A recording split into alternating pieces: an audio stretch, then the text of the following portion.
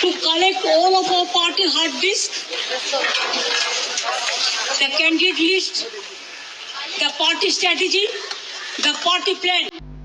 এই দেশে এখন 3 রঙের ফাইল আছে, একটা লাল যা খুললে বিপদ, একটা নীল যা কখনোই খুলে না, আর একটা সবুজ যা খুললে দিল্লির মাথা ঘুরে।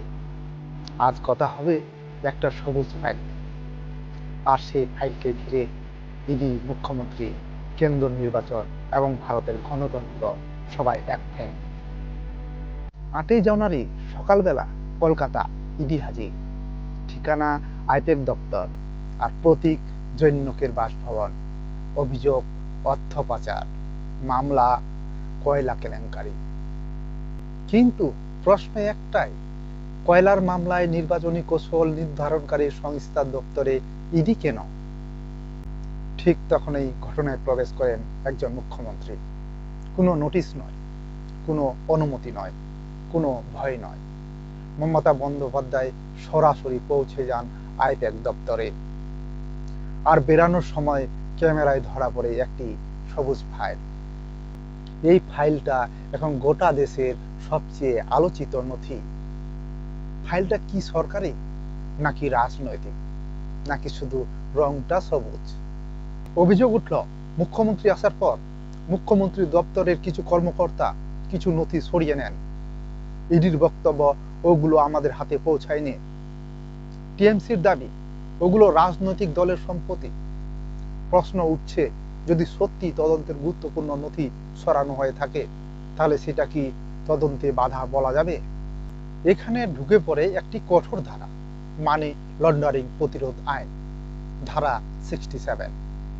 এই ধারা বলেছে, ইডির কোনো কর্মকর্তা যদি সৎ উদ্দেশ্যে কাজ করেন, তাহলে তাদের বিরুদ্ধে মামলা করা অসম্ভব। অর্থাৎ ইডি যদি বলে আমরা সততার সঙ্গে কাজ করছি, তাহলে আদালতও এক পা পিছিয়ে যায়।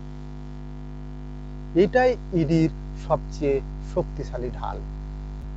আইনজীবীদের বক্তব্য পরিষ্কার, মুখ্যমন্ত্রী হলেও তিনি আইনের ঊর্ধ্বে নন। বিধানসভা বা সংসদের ভিতরের বক্তব্য এক বিষয়, কিন্তু বাইরে যদি কোনো অপরাধ ঘটে, তাহলে মুখ্যমন্ত্রীও সাধারণ নাগরিকদের মতোই আইনের মুখোমুখি হন। অর্থাৎ প্রমাণ থাকলে গ্রেপ্তারও সম্ভব। আইন এখানে কারো পদমর্যাদা দেখে থামে না।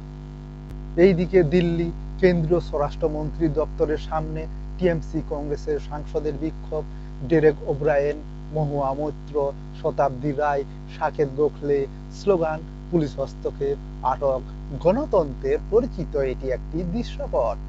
মাননীয় মমতা বন্দ্যোপাধ্যায়ের অভিযোগ স্পষ্ট, বিজেপি আমার দলের নির্বাচনী কৌশল চুরি করতে চাইছে।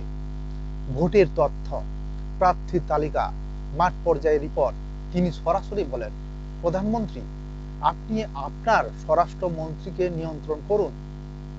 রাজনীতির ভাষায় এটা অত্যন্ত ওজনদার বক্তব্য। সাংবাদিক অভিষেক শর্মা প্রশ্ন তুলেন, কয়লা কেলেঙ্কারি তদন্তে রাজনৈতিক পরামর্শদাতার সংস্থার দপ্তর কেন? বর্ষিয়ান আইনজীবী কপিল সিব্বাল বলেন, আজ দেশের যুক্তরাষ্ট্র কাঠামো ইডির ইচ্ছার উপর নির্ভর করছে।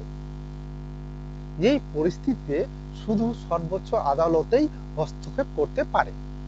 প্রথমে নিশানা ছিল বিরোধী নেতা, তারপর ব্যবসায়ী মহল, এখন নির্বাচনী কৌশল নির্ধারণকারী সংস্থা। তাহলে প্রশ্ন একটাই, পরের লক্ষ্য কে? মাননীয় মমতা বন্দ্যোপাধ্যায় কি সাহস দেখালেন, নাকি আইনি সীমা লঙ্ঘন করলেন? ইডি কি আইন প্রয়োগ করেছে, নাকি সময় বুঝে রাজনীতি? এই প্রশ্নগুলোর উত্তর আজ নেই, কিন্তু একটা বিষয় স্পষ্ট, এই সবুজ ফাইল ভারতের রাজনীতিকে আর আগের মতো নির্দোষ থাকতে দেবে না। কমেন্টে লিখুন আপনার মতে, মাননীয় মমতা বন্দ্যোপাধ্যায় কি নির্দোষ না দোষী? দেখা হচ্ছে পরের ভিডিওতে। ভালো থাকবেন, সুস্থ থাকবেন।